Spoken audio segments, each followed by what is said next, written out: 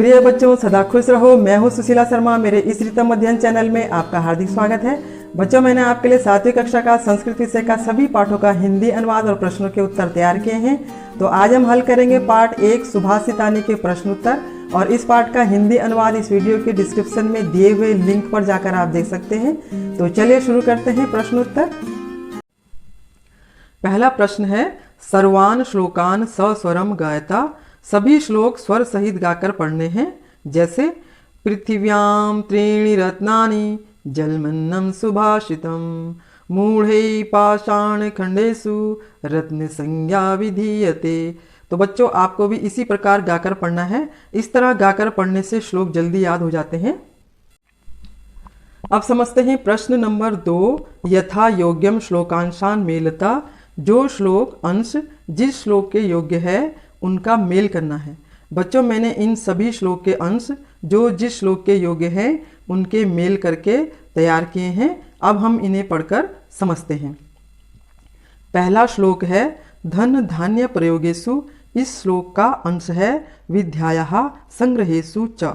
दूसरा श्लोक है विस्मयो न हि कर्तव्यः। इसका अंश है बहुरत्ना वसुंधरा। तीसरा श्लोक है सत्येन धार्यते पृथ्वी। इसका अंश है सत्येन तपते रविः। चौथा श्लोक है सद्भिर्वादम मैत्रीम च। इसका अंश है ना सद्भिः किंचित आचरेत। पांचवा श्लोक है आहारे व्यवहारे च। इसका अंश है त्यक्त लज्जः सुखी भवेत। तो बच्चों, इस प्रकार यहाँ से देखकर आप अपनी कॉपी में लिख लीजिए। अब समझते हैं प्रश्न नंबर 3। एक पदेन उत्तरता। नीचे लिखे सभी प्रश्नों के उत्तर एक शब्द में लिखने हैं। बच्चों, मैंने नीचे लिखे सभी प्रश्नों के उत्तर एक शब्द में लिखकर तैयार किए हैं। अब हम इन्हें पढ़कर समझते हैं।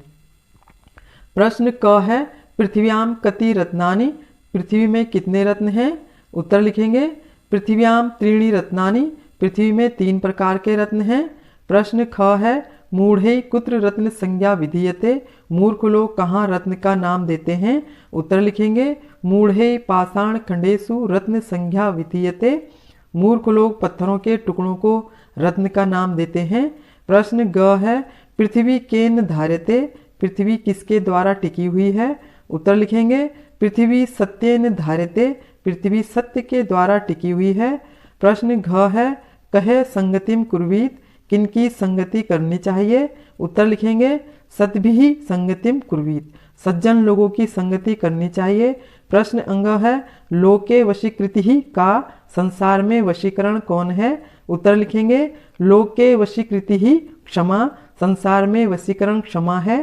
तो बच्चों, इस प्रकार यहाँ से देखकर आप अपनी कॉपी में लिख लीजिए। अब समझते हैं प्रश्न नंबर 4। रेखांकित पदानि अधिकृत्य प्रश्न निर्माणम कुरुता।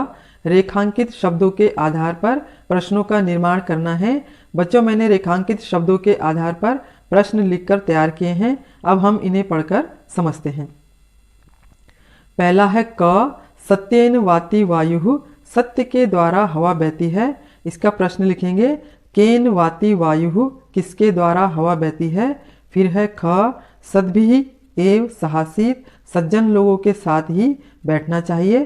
प्रश्न लिखेंगे कहे एव सहासीत। किनके साथ बैठना चाहिए? फिर है ग वसुंधरा बहुरत्ना भवति। पृथ्वी अनेक रत्नों वाली है। प्रश्न लिखेंगे का बहुरत्ना भवति। कौन अनेक रत्नों वाली है? फिर है घ विद्यायाः संग्रहेषु त्यक्त लज्जः सुखी भवेत। जो विद्या को ग्रहण करने के लिए शर्म को त्याग देता है वह हमेशा सुखी रहता है। प्रश्न लिखेंगे कस्याः संग्रहेषु त्यक्त लज्जः सुखी भवेत। किसका ग्रहण करने के लिए जो शर्म को त्याग देता है वह हमेशा सुखी रहता है। फिर है अंगा सद्भिः मैत्रीम कुर्वीत। सज्जन लोगों के साथ ही मित्रता करनी चाहिए। प्रश्न लिखेंगे सद्भिः किम कुर्वीत। सज्जन लोगों के साथ क्या करना चाहिए? तो बच्चों, इस प्रकार यहाँ से देखकर आप अपनी कॉपी में लिख लीजिए। अब समझते हैं प्रश्न नंबर 5। प्रश्नानाम उत्तराणि लिखता। नीचे लिखे सभी प्रश्नों के उत्तर लिखने हैं। बच्चों, मैंने प्रश्न नंबर 5 के सभी प्रश्नों के उत्तर इस पेपर में लिखकर तैयार किए हैं। अब हम इन्हें पढ़कर समझते हैं। प्रश्न नंबर क है कुत्र विस्मयः न कर्तव्यः, कहाँ आश्चर्य नहीं करना चाहिए। उत्तर लिखेंगे दाने तपसि शौर्य च विज्ञाने विनय नये विस्मयः न कर्तव्यः।